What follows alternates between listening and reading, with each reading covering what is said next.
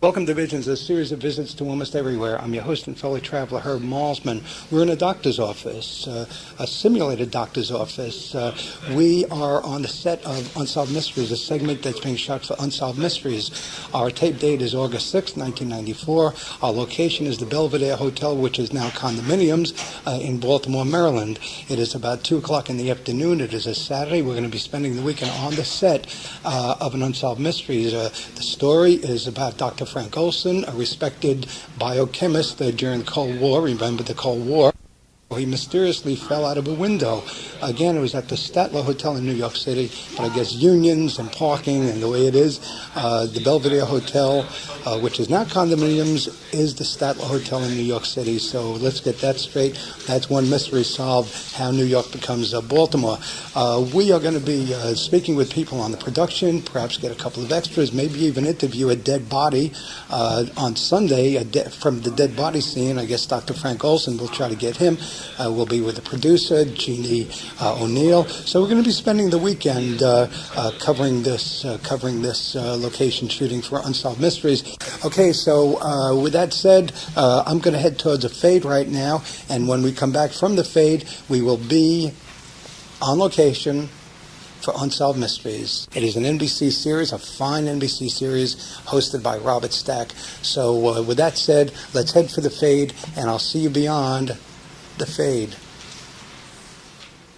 Opening up this segment of Visions is the producer of this episode of Unsolved Mysteries, Jeannie O'Neill. Give us an overview of this segment, how it came together, and your position with it, your job, and set the scene for us. Frank Olson, who was a prominent biochemist, was working for a branch of the CIA that was doing experiments into chemical warfare. And 10 of these scientists that were working for the CIA were up having a meeting that Frank Olson was holding at a mountain lodge. And one of the people there gave these scientists LSD without their permission and without their knowledge. And all of them reacted okay, except for this poor gentleman, Frank Olson, who had a really bad trip for 9 days, at the end of which he was found dead outside his 10th story hotel room window. And the assumption is that he committed suicide because he was very distraught and he was very, he was under duress from acting adversely to the drug. However, if he did commit suicide, apparently the body went out head first, so he would have had to dove through a window and gone through the closed window and the window shade and the curtains, which is a pretty strange way to commit suicide.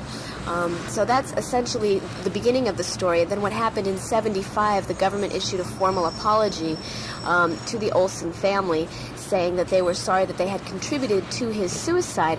The most recent developments are that the body has been exhumed, and there's going to be some forensic tests performed on it to see if the body sustained any injuries prior to its crash. Okay, that was 1953. You're just getting a beep now, to make a call, or you beep or just beep. Okay, that was 1953. This is 1994. What sort of a schedule did you have this weekend? Give us the shooting schedule and how this all shapes up, and how you wind up here in Baltimore. It's been a pretty tough schedule. We try and schedule our shoot days to be 11-hour days. We do that for daylight, and also because it seems like shoot days always wind up being that long, so an 8-hour schedule really isn't realistic. So we try and schedule 8-hour shoot days. This is our 5th shooting day. We did 1 interview our first day, we did 5 interviews our second day, and then we've been doing recreations on days 3, 4, and 5. And tonight will be day 5, will be the last of our recreations. Who are the interviewees? Now, I know you have Eric Olson coming up this evening. Right. This afternoon. Who are the other 4 or 5 interviewees? We've done Eric's brother, Nils Olson. We also did a Congressman, James Traficant, who's going to be looking into this. It sounds like he has some connections in the CIA, and he's doing his own investigation into this story. We also interviewed the author of The Search for the Manchurian Candidate, John Marks, and let's see, Nils, Eric, John Marks, Congressman Trafficant, and we interviewed a gentleman named Armand Pastore, who was actually the person to find the body. He was the night manager of the Statler Hotel in New York City, and he was the only one to see Frank Olson on the pavement before he expired. The author of The Search, I guess, for the Manchurian Candidate. The Manchurian Candidate, controversial when it came out because it came out about the time that John Kennedy was assassinated, but it had to do with brainwashing the Chinese, the Red Chinese. In that respect, it plugs into this story because of the brainwashing, the drugs? I haven't read the book, I'm sorry. I wish I could tell you. Because I know The Manchurian Candidate with Lawrence Harvey and Angela Lansbury, a great film. Frank Sinatra was about brainwashing, so I thought maybe the LSD plugged in. You mentioned Mr. Olson going out the window head first, and then the window and the drapes. Explain all that, and since there was no witness, how do we know he went out head first, and what makes that not a suicide, perhaps? I think the main thing is that if you've ever heard about a suicide of someone who jumps to their death, first of all, that's usually it. They usually jump feet first. They usually open the window, climb out on the ledge, or go up on the roof and jump off. In fact, here at this... Feet first. Right, and at this location that we're shooting at right now, as a matter of fact, not long ago, someone did just that. He ran off the ledge and kept going and, plummeted to his death. I think the way they know that he went out head first, I believe, is from...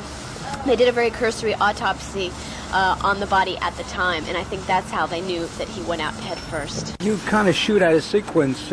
Now, yesterday being Saturday, you shot the psychiatrist's office, the doctor's office, and then the hotel scene, and then the operator, the hotel operator, and I guess the call that was coming in from upstairs, that was from Frank Olson. And then, of course, that was shot out of sequence. I'm a little confused. The phone call he makes from his hotel room the evening that he falls to his death, that call was being shot earlier in the day, so you do shoot out of sequence. Right. The reason for that is there's so many factors that go into planning a shoot schedule. As you can see, for example, tonight I'll probably have 30 people on my set, and there's things to think about such as daylight, such as location moves, and actors, what actors are on the set when. Everybody's on a schedule. And you shoot your schedule out of sequence because sometimes it makes sense to keep everything in the same location and then move downstairs. So you try and do all your exteriors at once, all your interiors at once. Where in real life, something may have happened inside, then outside, then inside again. That's just not practical because each time you move 20 people and tons of equipment, you lose time in your day. So you try and make things as logistically smooth as possible. How did this story come to you specifically, and how do you get your stories in general? I'm not entirely sure how this story in particular came to us. That might be a question you might ask the interviewee, Eric Olson. I'm not sure if we approached him from reading about it in our research or if he approached us. Oftentimes the viewers write in. We get thousands of letters a week, and the viewers are a great source of information for stories. People write in about their family stories or about something that happened in their hometown. We get great story ideas from viewers. We have a staff of about 12 researchers, and it's their job full-time to look for good stories. And what they do is they call reporters across the country. They read a lot of magazines, read a lot of newspapers. They call police officers. They call detectives, and they scout for good story ideas, and then they pitch them. About every other week, they have a pitch meeting where they toss out story ideas to the executive producers and see what the executives think is viable. In the pre-interview, you said occasionally you get stories from the FBI or you deal with the FBI, but they don't help you as much as they do America's Most Wanted. You want to fill us in, or you want me to forget that question? Well, no, America's Most Wanted is a little bit more dimensional than we are in that they do strictly fugitive stories, where we cover stories that are anything that's conceivably a mystery, whether it be a natural phenomena, whether it be a missing person, whether it be a fugitive, a scientific kind of mystery. And because of our broad scope, we won't turn to the FBI quite as often as, say, America's Most Wanted probably will. Carrie Troop, the lady in charge of wardrobe and getting all these folks dressed, just showed up here on the set outside the Hotel Belvedere, and it reminds me, what do you do with the clothing? Now, you've tracked down the clothing and the furniture and the period pieces. What happens with all that when it's done with? I've rented some costumes from California when it's hard to find period uniforms, and here we have two NYPD officers in this segment. We also have a bellman and a doorman, and those period uniforms we rent from a costumer in California. California, and I bring them back at the end of the shoot. For some of the street clothes that we are using in the exterior scenes, we've purchased stuff at thrift stores, and so we now own those and can use them in future segments. Because I do like to bring my listeners into the making of this series occasionally. We finished this interview, this opening piece, and then I remembered something about going out head first, and you remembered a question. Have we covered everything now? Is there anything you want to add? Or? No, not really. Not in particular. Okay, let's head for the set. Okay, moving along, we're in the wardrobe department, and the wardrobe department is sort of a put together a room. It's between sets. We're between the doctor's office set and the bedroom set, the hotel room set, and we're with Terry Troop, and she is a steam ironing right now. Let's say hello to Ms. Troop and find out just what's going on here today, and get a look at her wardrobe department. And here we go, Terry Troop. Terry, what's going on? Good evening, good morning, good afternoon. What's happening here? It's hard to tell, isn't it? Because we're doing a night shoot, and so our morning starts at around 2 o'clock in the afternoon.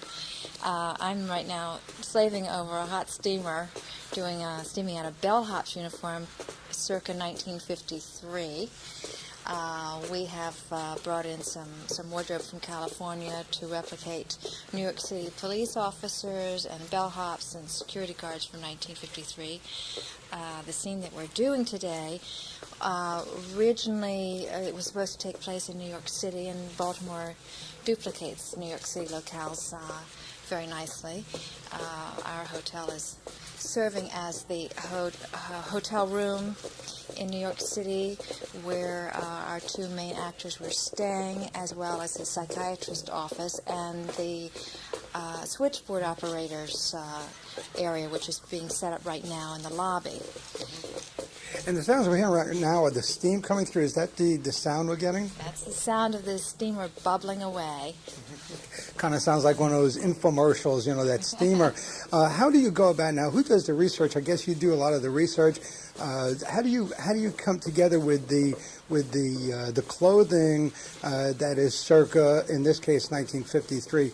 How does that come together? What sort of research goes into that? When I found out this was 1953, I keep research magazines at home, and I pulled out 2 or 3 magazines that were dated 1953, one of which is my favorite. It has a big article on Audrey Hepburn when she was getting ready to make Sabrina fair. So it's easy when you're trying to do your work to get lost in the history of that time as you go through these research periodicals. Very often the period is stretched a little bit. It may be 1953, but as we all know, when you go into your closet, the clothes that you have didn't all come out of whatever your current year is. We have clothes that go back as far as 20 years, so there's a little bit of leeway with that. Also, you have to do the director's bidding. Whatever he wants is what we provide, and we try to provide references and guidelines to help the director if he so wants it. Otherwise, we do what he likes. This production has given us it's done in a very short period of time. The pre-production is done in 2 days for massive numbers of people. So it's just physically hard to pull the volume of clothes, shoes, hats, overcoats for all the characters and to get proper fitting. When you're in LA or New York, you have costume houses that you can walk into and pretty much pull your pick. When you're in a locale like Baltimore, we often have to go through thrift stores, Goodwill stores, vintage clothing stores, our friends' closets, and that sort of thing. So it's a little more time-consuming the way we do it on a local level. However, because of the time pressure, we did order our police uniforms and our bellhops from California because we could get those quickly and in period. Amazingly, the hotel is here in Baltimore, which is not a hotel anymore. It's a condominium. Some of the clothing came out of California, and all this to simulate New York City. And you're a Baltimorean. You're a native Baltimorean. Did you just get called for this particular job, or do you travel with Unsolved Mysteries? Are you in Unsolved Mysteries on a regular basis? I'm a freelancer. I've worked for Unsolved Mysteries with a different production team before, but I work on the East Coast area, primarily in Baltimore, Washington. A little historical data on this hotel that might be interesting to you is that this is Wallace Simpson's old neighborhood. And there was a suite in this hotel where the Duke and Duchess of Windsor used to stay when they came back to Baltimore. We're looking at police uniforms, we're looking at hats and shoes and suits. Color is very important. You also have to match colors. You need an eye for color and how everything looks on the screen. What goes into that? That's an interesting question because the trend over the past few years has definitely been muted colors. They don't want anything to look brand new. Very often we buy new clothes and do what we call distressing. We have to wash them, we take sandpaper to them, we just spray tips and streaks on them. We try to make new clothes look old so that it doesn't jump out. So all of our color palettes are generally muted, and especially on a shoot like this. This has a little bit of a film noir feeling to it, so we want that kind of gritty feeling in the background. And you can look at our palette here, and they're all deep, dark colors, rich browns and grays and soft shades. Right. We're getting a buzz, and I guess it's from fluorescence. There's something happening here, folks, so I don't think it's the machine. I think it's just where we're standing right now. Do you do black and white as well? Yes, I was surprised that we were doing this in color. This is the sort of film that would normally be done in black and white because it enhances the feeling of a period piece. Okay, so what's the difference between doing something in color and doing something in black and white? How does the color combinations, how does that plug in? I don't know what this buzz is from. I hope we don't get it on the screen. I'll turn my steamer off. Perhaps it's the steamer. No, it isn't the same. Well, anyway, it's just going to add to it. What's the difference in production? What do you look for in black and white as opposed to color? That's a really good question, and again, it depends on the DP, the director of photography. Because some directors of photography absolutely do not want white shirts or white blouses or white, especially if they're doing video, because it blows away. In other words, it blooms. It becomes too bright on screen. And other directors of photography will say, no, I can work with white. It doesn't bother me at all. So it depends on their approach and their style of lighting. So you can be trained by working with certain directors to reach for certain tones or to stay away from certain colors because they hate it. They don't want blacks, they don't want whites, they don't want extremes, they want mid-tones. And then the next director, you work very hard and you say, okay, I won't have any whites or any blacks. And they say, oh, I want whites, I want blacks. So you're constantly trying to mind read and keep a low profile and keep your director of photography happy and your director happy and your producer happy. Okay, so now you look at it. You've been doing it for a while. We'll get your background in a moment. Now you've been doing this for a while, movies, and you talked about the magic, the background, what goes on that people don't see. So now you're going to look at this. I don't know what the edit is going to be. How often do you look at a piece you've done and say, gosh, I could have done this or I should have done that, or really good? Are you ever totally satisfied with your work when you look at it? There's an awful lot that we don't get to see, actually, that we work on, surprisingly. It sort of shocks you when you see I do mostly commercials, and when you see them pop up on the screen, you're sort of surprised. It's always a smile because there's an infinite amount of detail that goes into... Thank you very much. There's an infinite amount of detail that goes into set dressing and propping and wardrobe that never really reads to the average viewer. Very often we're trying to please our clients. When a client spends a lot of money for a television commercial, for example, he wants to see the production value. He wants to know that you really have searched for the perfect glass and that there are 20 glasses there for him to choose from, and he knows that he's got the best choices possible. And that goes straight through production on every detail on the set. Things that you would never think about. They worry about shoes and socks and belts and everything that you would never see in a 30-second or 10 or 15-second commercial. They want to know it's there. Okay, a little quick background on you, and then I'll get out of your way so you can continue steaming. My background is special education, early childhood. I thought I was going to be in social services. I'm a late bloomer all the way around. I had gone back to college in my late 20s, and this was one of my part-time jobs that evolved. I was working with a still photographer. There were no stylists in this area at the time, and he said I should become a stylist because I had a good eye. And at that time, I did everything. I did the food styling, I did the wardrobe, I did the propping, I did the craft services, I did it all. Because if you work, that's what you did. You did everything. So I'm from the old school where you pitch in and you help everyone. Today, our departments are much more delineated, and sometimes people get offended if you step over and try to help them carry a table through the doorway. If that's props in your wardrobe, you don't touch their props. But in this area, with our local productions, we do help each other, and it's a wonderful, wonderful feeling. What's your favorite era? It's not the 90s or the 80s. Is your favorite era like the 40s, 50s? The 40s are absolutely my favorite, the 30s and 40s, and some of the Victorian wardrobe is very appealing to me. I asked you that because you have a 40s style about you. I'm much more. I have a lot of period dresses. I'm most comfortable in 40s dresses. I'm wearing jeans today because I knew it was going to be a rough day and a rough night, and we're going to be outside on the streets with our dead man tonight, and it's going to be chilly. But I really like. I like that period. I feel really good in it, and I do relate to it. Right. Okay, I thank you very much. And where do you go from here? What's your next gig, as it were? You have already had set up, or? Yeah, I'm doing multiple things this coming week. Next week I'm doing a TV commercial that will take me all week. I'll be doing wardrobe and makeup on that for Sylvan Learning. This week I'm doing a couple of spots for a cable station in Washington, D.C., and I'm doing... I don't even know what the client is that I'm doing on Thursday and Friday, but I know that we are doing multiple locations. It's what we call gun and run. You get in your car, you drive to the next location, you make somebody look good, you pop in the car, you go get another person on the street, and you interview them. It's fun. It's hard work. Okay, thank you very much. You also told me where to go for coffee, and it was really a great container of coffee over at the deli. I thank you very much, and much continued success. And the bellhop pants, I guess, look pretty good. Are they finished now?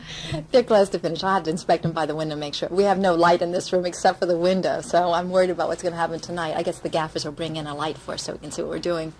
Okay, there's no light in here. Okay, so I'll let you go back to your steaming now. Thank you very much, Terry. Thank you so much. It's been my pleasure. We are now down in the lobby of the Belvedere Hotel Now condominiums. We're watching the setup. We have technicians. We have a camera on a dolly, I guess. We'll get the technical terms for this. It's sort of like on tracks. It's a camera on tracks on a car, a little dolly. And with wheels, of course, it'll run up and down the track. And it's looking right into the coat room area. I guess it's going to be the office. It's going to be a simulated office. So they're checking the dolly now and moving it up and down the tracks to make sure it goes from looking straight into the window of the desk. And of course, there's a gentleman with the cameraman, and he's moving it up and down the track. Now they're moving it closer to the location that they're going to be shooting in, and we'll get a look at that. Right in front of us is Jeannie O'Neill, the producer of the segment. She's kind of overseeing everything. You hear some opera going on. I don't know if that's part of what the segment. I don't know if that's on the segment or that's just general music here in the lobby. So everybody's kind of watching. Again, it's a beautiful day out today, and nice music too. It's a beautiful summer day, and we're just sort of watching the production. So that's what's happening right now here in the lobby of the Belvedere condominiums. Terry Troop right now is a Troop, I guess Terry Troop. The wardrobe person is checking out the actress, I guess actor that's going to be playing the hotel operator. And the hotel operator, she has a couple of period paperbacks with her, and she's dressed in the period. And I guess she's getting ready to go on, and we'll cover that a little bit. I smoke one on special occasion. What we caught just now is a bit of conversation between somebody in production, and we'll find out who that is, and the lady that's playing the desk operator, the hotel operator. I believe he asked her if she smokes, and she says occasionally she'll have one, and I believe she may be smoking for this segment, or appearing to smoke on the segment. We'll look into that. With a wind at our back, maybe you can hear the breeze, this beautiful breeze today. We're looking at an old-fashioned switchboard. The switchboard operator, the hotel operator, again, the lady playing the hotel operator, circa 1953, is learning the board a little bit. We're looking straight at the board. Up to the right is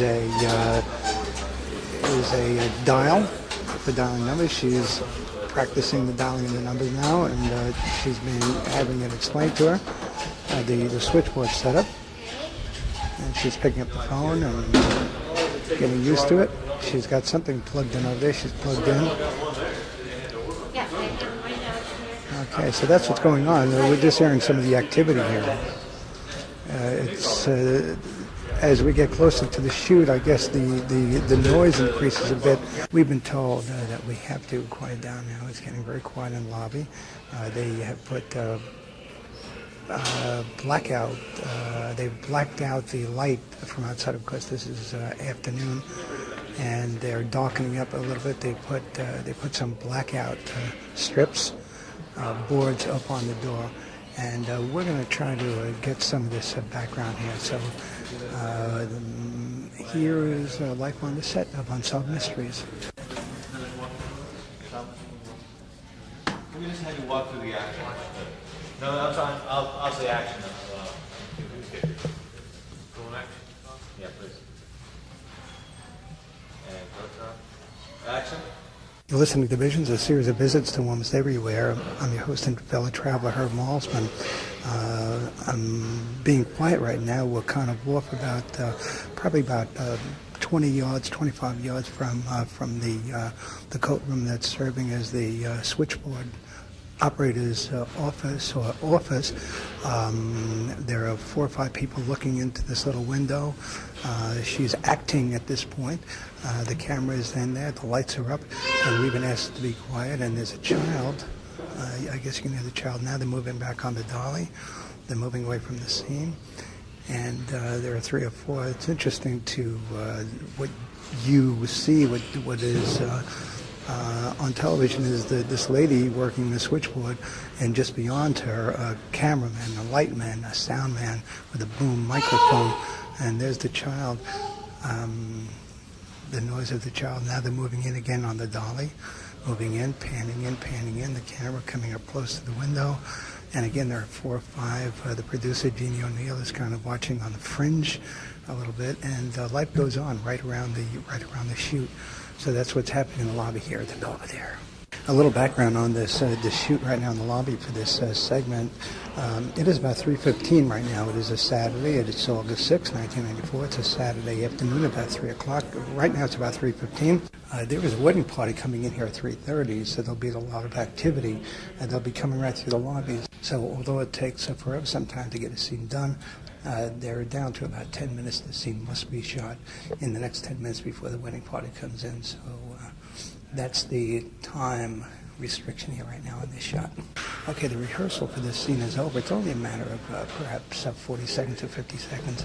From what I hear, the phone rings at the switchboard, and the actress playing the hotel operator says, "May I help you?" She gets the number, and then she dials it. So they're in the process of doing the shot just now, and they've marked the floor along the tracks of the dolly so they know the positions. And just about in the middle of the scene, the 1994 phone rang at the desk, so I guess they're going to have to do that again. So they're setting it up. And I'll see how close we can get to the action so you can hear some of this. I don't know how close we can get, so let's see what we can get done over here. Here we go.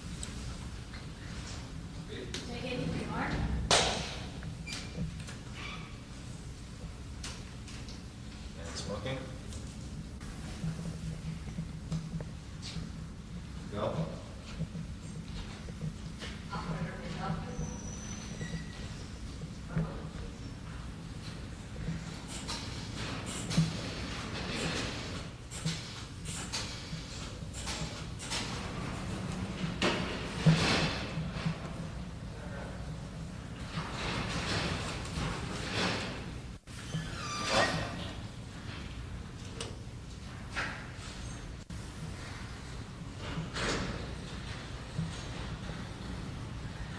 Good. Got it. Good. Okay. Good. All right. Good. First one, second. Good. Good. Nice. Oh, is that what? Cigarettes. Back it up.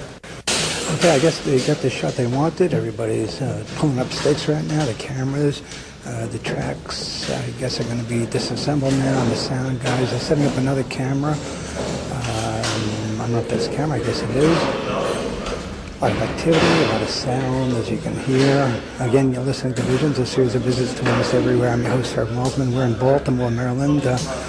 Tape date is Saturday, August 6, 1994. We are covering a segment of Unsolved Mysteries, the fine NBC series hosted by Robert Stack. The segment is about a CIA cover-up. It happened in 1953. Frank Olson, a biochemist in the Cold War, during the Cold War, a respected biochemist, went out a window at the Statler Hotel in New York City. We're upstairs now in Suite 1005. There are a group of actors, mostly men, putting suits on, getting set. We have a gentleman here with a suit, very period, of course, for the 40s and 50s, waiting for his shoes and socks. Rosemary Noor, who played the hotel operator, is up here now, turning in costume. And I want to get Rosemary for a moment. Rosemary Noor, actress and switchboard operator. How'd that scene go? You'd have to ask the director. He's always the final source on something like this. How did you feel about it? Now, you wear glasses. I was just noticing very you. much operating in the old-fashioned switchboard. It took me back to a time when operators actually were helpful instead of obstructive, so I enjoyed that. Did you ever work a switchboard before? No, I never have. Okay. Now, you wear glasses, but you're wearing your regular glasses now, but you're wearing period glasses now, white. Why not just wear your own? Because they aren't the right style for the 50s. In the 50s, glasses looked very different, and also she doesn't wear them in the scene because they reflect from the lights. So there's no glass in them.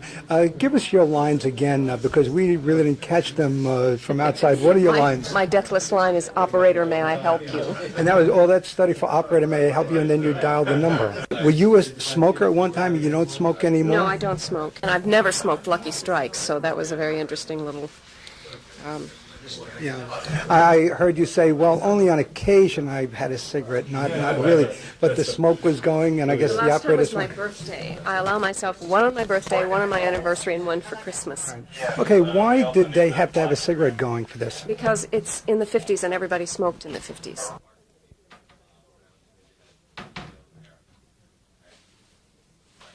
Start seated. I think early on I'm going to want you to get up and start. Listening to him now is the director, and I believe his name is Bob Wise. He is discussing the roles and the scene with the two actors, the doctor and Frank Olson. Let's try to eavesdrop. We'll try to get him. We'll be with the producer, Jeannie O'Neill. So we're going to be spending the weekend covering this location shooting for Unsolved Mysteries. Okay, so with that said, I'm going to head towards a fade right now, and when we come back from the fade, we will be on location for Unsolved Mysteries. It is an NBC series, a fine NBC series, hosted by Robert Stack. So with that said, let's head for the fade, and I'll see you beyond the fade. Opening up this segment of Visions is the producer of this episode of Unsolved Mysteries, Jeannie O'Neill. Give us an overview of this segment, how it came together, and your position with it, your job, and set the scene for us. Frank Olson, who was a prominent biochemist, was working for a branch of the CIA that was doing experiments into chemical warfare. And 10 of these scientists that were working for the CIA were up having a meeting that Frank Olson was holding. Welcome to Visions, a series of visits to almost everywhere. I'm your host and fellow traveler, Herb Malsman. We're in a doctor's office, a simulated doctor's office. We are on the set of Unsolved Mysteries, a segment that's being shot for Unsolved Mysteries. Our tape date is August 6, 1994. Our location is the Belvedere Hotel, which is now condominiums in Baltimore, Maryland. It is about 2 o'clock in the afternoon. It is a Saturday. We're going to be spending the weekend on the set of an Unsolved Mysteries. The story is about Dr. Frank Olson, a respected biochemist during the Cold War. Remember the Cold War? He mysteriously fell out of a window. Again, it was at the Statler Hotel in New York City, but I guess unions and parking and the way it is, the Belvedere Hotel, which is now condominiums, is the Statler Hotel in New York City. So let's get that straight. That's one mystery solved, how New York becomes Baltimore. We are going to be speaking with people on the production, perhaps get a couple of extras, maybe even interview a dead body on Sunday from the dead body scene. I guess Dr. Frank Olson. At a mountain lodge, and one of the people there gave these scientists LSD without their permission and without their knowledge. And all of them reacted okay, except for this poor gentleman, Frank Olson, who had a really bad trip for 9 days, at the end of which he was found dead outside his 10th story hotel room window. And the assumption is that he committed suicide because he was very distraught and he was very, he was under duress from acting adversely to the drug. However, if he did commit suicide, apparently the body went out head first, so he would have had to dove through a window and gone through the closed window and the window shade and the curtains, which is a pretty strange way to commit suicide. So that's essentially the beginning of the story. Then what happened in '75, the government issued a formal apology to the Olson family, saying that they were sorry that they had contributed to his suicide. The most recent developments are that the body has been exhumed, and there's going to be some forensic tests performed on it to see if the body sustained any injury. So did a Congressman, James Traficant, who's going to be looking into this. It sounds like he has some connections in the CIA, and he's doing his own investigation into this story.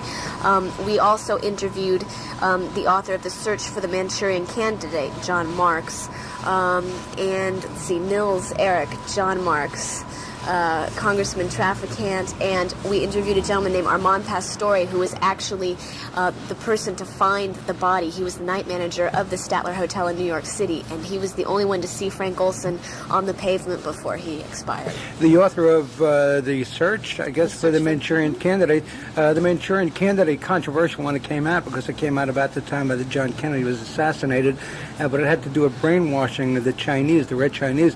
In that respect, it plugs into this story because of the brainwashing, the drugs? I haven't read the book, I'm sorry. I wish I could tell you. There's another Manchurian Candidate with Lawrence Harvey and Angela Lansbury, a great film. Frank Sinatra was about brain... Prior to its crash.